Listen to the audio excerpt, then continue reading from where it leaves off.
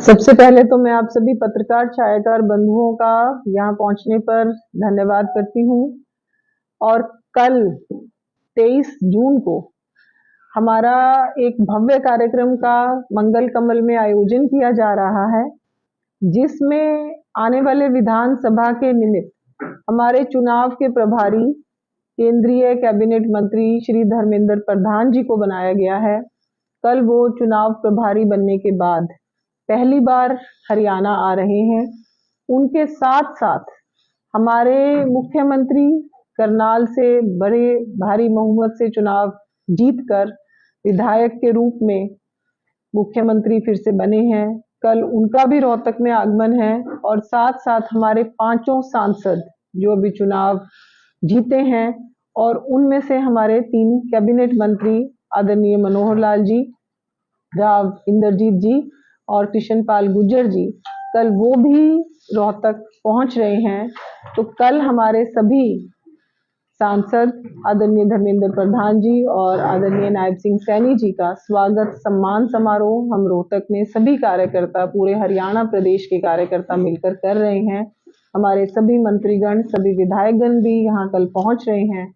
तो उसी सम्मान कार्यक्रम के हेतु मैं आप सभी पत्रकार छायाकार बंधुओं को कल के कार्यक्रम के लिए आमंत्रित करती हूँ। आप सभी का कल स्वागत है कि कल आप इस कार्यक्रम के लिए अवश्य पहुंचे। जो दूसरा विषय था वो ये था कि भारत माँ अम्बा, दुर्गा, पार्वती, सरस्वती, लक्ष्मी का देश है। प्राचीन संस्कृति जिसमें महिला को बहुत सम्मान दिया गया। ये रानी लक्ष्मीबाई का देश है, जहाँ महिला शक्ति के रूप में जिसको माना जाता है। ये जीजाबाई का देश है, जहाँ पर ममत्व के साथ उन्होंने शिवाजी को युद्ध का कौशल भी सिखाया। और ये अहिल्याबाई होलकर का देश है, जहाँ पर बहनें काम के लिए मानी जाती हैं।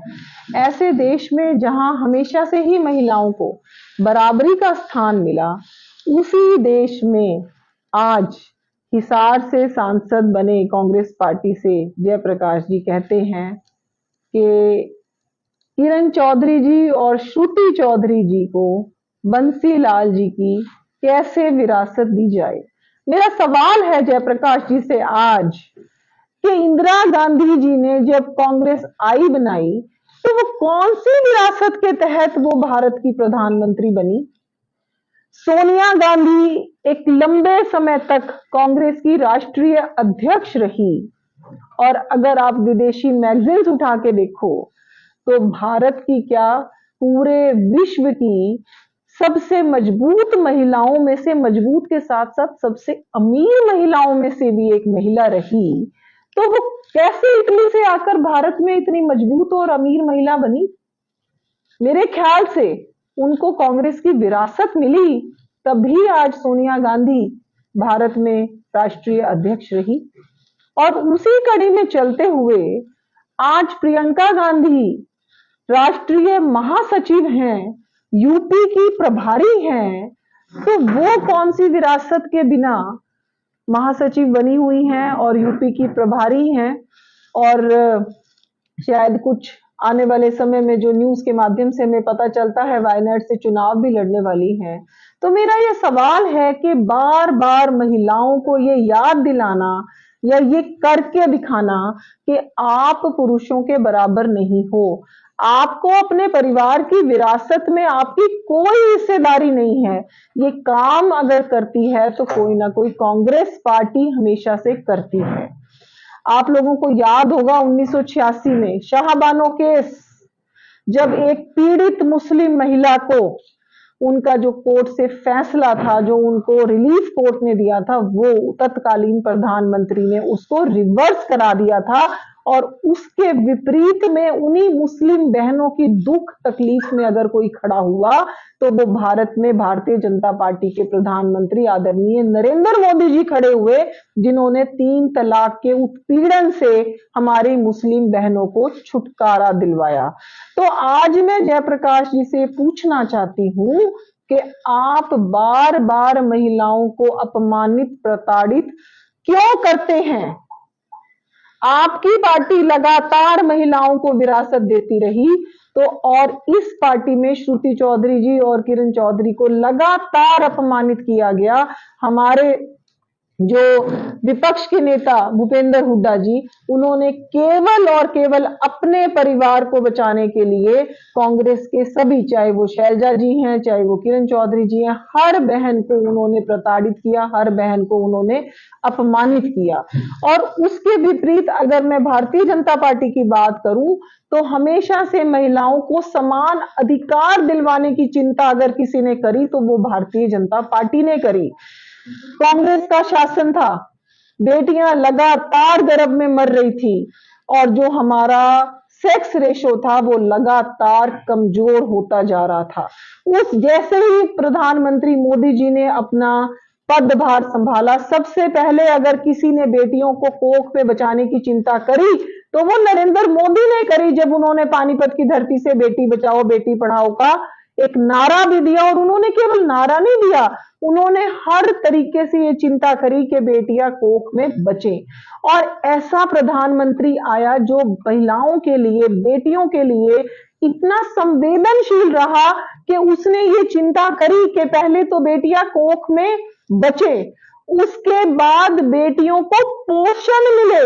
ऐसे प्रधानमंत्री ने चिंता करी कि माओ, जब तुम खिचड़ी में घी डालो तो बेटों की खिचड़ी में घी डालते हो, तो बेटियों के भी पोषण की चिंता करें, हर जगह पर बेटियों को भी पोषण मिले, इसकी चिंता भी प्रधानमंत्री मोदी ने करी। बेटियां पढ़े, इसकी चिंता भी मोदी जी ने करी। और बेटियां पढ़े तो सही, लेकिन आप, मैं एक डॉक्टर भी हूं, संवेदनशीलता का आप स्तर देखिए कि मोदी जी इतने संवेदनशील कि बहनें, बेटियां, माएं गंदा कपड़ा इस्तेमाल करने से किस तरीके से बीमार पड़ जाती थी, क्योंकि सैनिटरी नैपकिन इतने महंगे थे, तो उन्होंने 1 रुपए में 1 सैनिटरी नैपकिन महिलाओं को मुहैया करवाने की चिंता भी मोदी जी ने करी। बेटियां पैदा होती हैं तो उनको इस तरीके से पैसा मिले, सुरक्षित मातृत्व हो, और 6 महीने तक पैसे के साथ, तनख्वाह के साथ बेटियों को, माओं को अवकाश मिले, उसकी चिंता भी मोदी जी ने करी। जिन बेटियों को सैनिक स्कूल में एडमिशन नहीं मिलता था, वो सैनिक स्कूल आज भारत में बन रहे हैं। बीएसएफ में महिलाओं की एंट्री नहीं थी, और हमारे अलग अलग जो मिलिट्री के, एयरफोर्स है, नेवी है, थल सेना है, हर जगह महिलाएं सशक्त हो, महिलाओं की एंट्री भी हो, महिलाओं की प्रमोशन भी हो, इसको भी सुनिश्चित मोदी जी ने किया। पिछली बार जब 26 जनवरी की आपने परेड देखी होगी, तो हर एक भारतीय बहुत ज्यादा गर्व महसूस कर रहा था, क्योंकि बहुत सारी टुकड़ियों की जो कमांड थी वो हमारी महिलाओं की, सशक्त महिलाओं की जो है वो उन टुकड़ियों का नेतृत्व कर रही थी। और मोदी जी ने इतनी चिंता नहीं करी, महिलाओं को इज्जत घर, कांग्रेस ने इतने साल शासन किया और उसने कभी चिंता नहीं करी कि महिलाएं, बेटियां शाम को जंगल जाना पड़ता है उनको, वहां पर उनके साथ कितनी बार गलत काम भी हो जाता था और उनके सेहत पे भी खराब असर पड़ता था। 11 करोड़ महिलाओं को शौचालय बनवाने का काम जो है वो मोदी जी ने किया, और साथ ही साथ चूल्हे पे बहनें खाना बनाती थी, और किस तरीके से उनका फेफड़ा भी खराब होता था और उनकी आंखें भी खराब होती थी, तो उन बहनों को उज्ज्वला के माध्यम से रसोई में गैस दिलवाने का काम भी मोदी जी ने किया। और जिन क्षेत्रों में पानी नहीं आता था, वहां पर बहनें कई कई किलोमीटर जाकर और घड़ा सिर पर रखकर पानी लेकर आती थी। तो महिलाओं की रसोई की चिंता कि हर घर में नल हो और नल से जल मिले, ताकि मेरी बहनों की, मेरी बेटियों की, मेरी माओं की समस्याएं खत्म हो, उसकी भी चिंता करी तो किसी प्रधानमंत्री, हमारे प्रधानमंत्री नरेंद्र मोदी जी ने करी। और फिर सबसे बड़ी बात, महिलाओं की राजनीतिक क्षेत्र में भी भागीदारी बढ़े, उसकी चिंता भी 33% अगर महिला आरक्षण बिल कोई लेकर आया तो वो भी प्रधानमंत्री नरेंद्र मोदी जी लेकर आए। और उससे भी बड़ी बात, जब मोदी जी पीएम आवास योजना के तहत घर देते हैं तो वो घर की रजिस्ट्री भी एक महिला के नाम होती है। और पूरे भारत में 50 करोड़ से भी ज्यादा जनधन खाते खुले और उन जनधन खातों में 46% भागीदारी महिलाओं की थी कि महिला के नाम से उसका खाता हो, महिला पैरों पर खड़ी हो। इसकी भी चिंता मोदी जी ने करी। आज हमारे देश में 10 करोड़ से ज्यादा सेल्फ हेल्प ग्रुप में बहनें काम कर रही हैं और मोदी जी ने अपने लिए एक टारगेट लिया है, एक लक्ष्य लिया है कि 3 करोड़ बहनें जो हैं वो लखपति दीदी बनेंगी। पिछले दिनों आपने देखा होगा कि जब हमारी विकसित भारत यात्रा पहुंची तो उसमें ड्रोन जो है वो बहुत जगह प्रदर्शन हुआ ड्रोन का, और ये निश्चय किया गया कि हर जगह जो ड्रोन चलाएगी वो भारत की बेटियां ड्रोन चलाएंगी। और ड्रोन दीदी के नाम से एक सशक्त महिला के रूप में हमारी गांव की बेटियां भी उभरे, उसकी चिंता भी हमारे मोदी जी ने करी। और जो बहनें सेल्फ हेल्प ग्रुप की ड्रोन भी चलाएंगी और अपने घर में कोई ना कोई उत्पाद भी बनाएंगी, तो हर जिले में एक स्पेशल उत्पाद कि वो जिला उस उत्पाद के नाम से फेमस हो और बहनों का सामान बिके। क्योंकि बहनें अगर आर्थिक रूप से मजबूत होंगी तो वो हर स्तर पर मजबूत होंगी। इसकी भी चिंता करी तो वो भारतीय जनता पार्टी ने करी। और ये तो काम केवल केंद्र में हुआ, लेकिन अगर हम प्रदेश की बात करें तो पहली बार 50% सरपंच महिलाएं हरियाणा में बनी माननीय मनोहर लाल जी के प्रयासों से। महिलाएं सरपंच बनी। मैं भी ग्रामीण परिवेश से आती हूं, मैं मानती हूं कि जब वो महिलाएं सरपंच बनी तो उनको एक अलग तरीके की अपनी होने का उनको एहसास लगने लगा, उनको अपनी शक्ति का एहसास लगने लगा। और महिलाएं जो हैं घूंघट से बाहर सरपंच आकर उन्होंने एक महिला सशक्तिकरण की तरफ अपना कदम बढ़ाया। और उसी श्रेणी में आगे चलते हुए हरियाणा में भी, चाहे वो मुख्यमंत्री विवाह शगुन योजना हो, चाहे मुख्यमंत्री श्रमिक योजना हो, और चाहे वो लाडली योजना हो, हर योजना के तहत बेटियों को जो है लगातार प्रोत्साहित किया जा रहा है। चाहे बेटियों को स्कूल या कॉलेज पहुंचाने के लिए भी आज हरियाणा में हम उनको फ्री बस सर्विस दे रहे हैं। हर 15 किलोमीटर पर बेटियों के लिए कॉलेज हो, उसकी चिंता भी मनोहर सरकार ने करी। और नायब सिंह सैनी जी ने अभी हमारा जो है महिला श्रमिक योजना शुरू करी है, जिसमें महिला श्रमिकों को 51,000 रुपए तक की सहायता जो है वो दी जा रही है।